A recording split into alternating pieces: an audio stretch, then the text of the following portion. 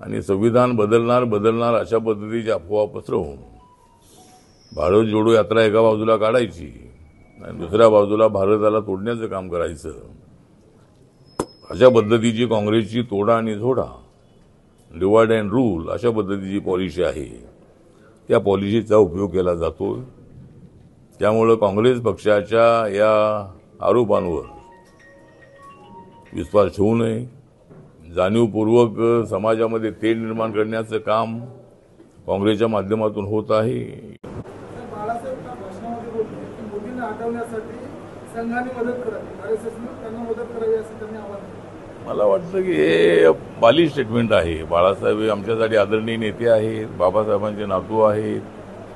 पण संघ परिवार जो आहे, हा संघ परिवार सगळा त्यांच्या पाठीशी उभाच आहे. त्यामुळं ते मोहन भागवत यांना भेटायला गेले नाही असं त्यांचा काहीतरी आरोप आहे. पण अनेक वेळेला मोहन भागवत यांना भेटलेले आहेत, अनेक कार्यक्रमामध्ये ते एकत्र राहिलेले आहेत. त्यामुळं नरेंद्र मोदी हे सबका साथ सबका विकासची भूमिका घेणारे आहे. तर पाहूया, कॅबिनेट मंत्रिपद मिळालं, इंडिपेंडंट चार्ज मिळाला तर मला आनंदच होईल, मला काम करण्याची संधी मिळेल.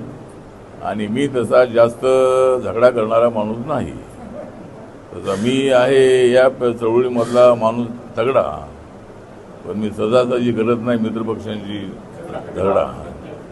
त्यामुळे मी काही तेवढा झगडा केला नाही. म्हणजे बाकीचे लोक तर एका जागेसाठी अजून या तिघांचा वाद मिटत नाही आहे.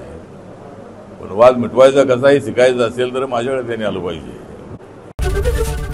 एबीपी माझा, उघडा डोळे बघा नीट.